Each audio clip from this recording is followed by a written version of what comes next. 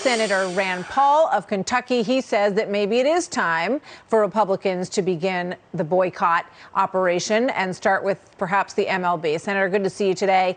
Do you think that's the way to combat this, to do sort of an eye for an eye? Well, you know, they started it. Major League Baseball wants to boycott the whole state of Georgia, including Atlanta. They've already gotten rid of the All-Star game and the draft, and they're doing it because they don't like a Republican law, a law that actually expands voting and doesn't contract voting.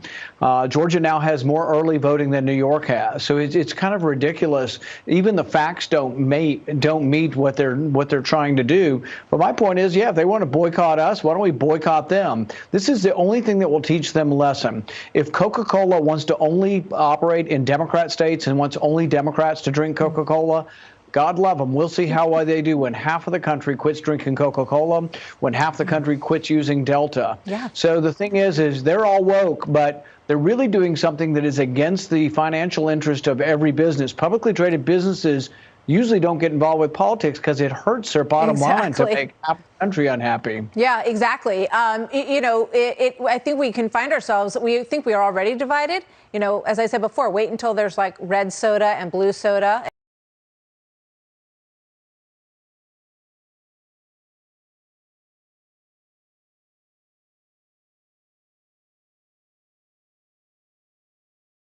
In on everything. And it's interesting to me that Charles Barkley has spoken up about what he sees going on in the world. And as he sometimes does, he sort of put his finger on this. Let's put it up on the screen and tell everybody at home what he said.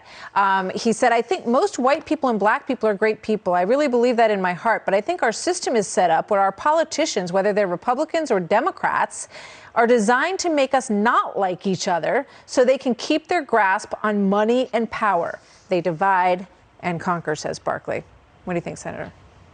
Well, there's some truth to that, but it really isn't the right or Republicans using race. It's the left using race and saying everything is about racism. So any kind of grievance they have, they say the filibuster somehow is racist now, even though most minorities and people in the minority always supported the filibuster because it defended specifically minority rights.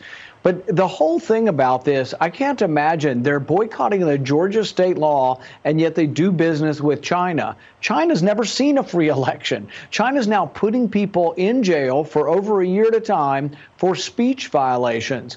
And yet they do business with China, but Georgia expanded their voting. They added early voting. They have more early voting than Delaware and New York, and yet they're punishing Georgia because they think it's somehow some sort of Jim Crow. These people holding up Jim Crow, signs need to remember it was the Democrats who instituted Jim Crow across the South. It's the legacy of the Democrat Party, and what the Republicans have done in Georgia is expand voting access, if you read the bill. But, you know, it's such a shame because really people do need to read what's in the bill. I've read what's in the bill, but it becomes a society where it doesn't matter, where they're hoping you don't read the bill, Senator, where they're hoping that all you latch on to is that they've called it Jim Crow 2.0, that President Biden came out and said it was, despicable or whatever word he used about this law. And as you point out, Delaware has more restrictive voting laws in terms of the times that you can vote, the days that you can vote, than Georgia does. I mean, they do count on people not actually paying attention to some extent. But I think facts do matter, and this is why there needs to be a broad range of news outlets. So there's not just one set of news outlets that are shaping the news to one opinion. And I think we still do have a broad range. And so there are outlets like yours that are broadcasting both sides of this, and people are going to be able to figure this out. There's no way they sweep this under the rug.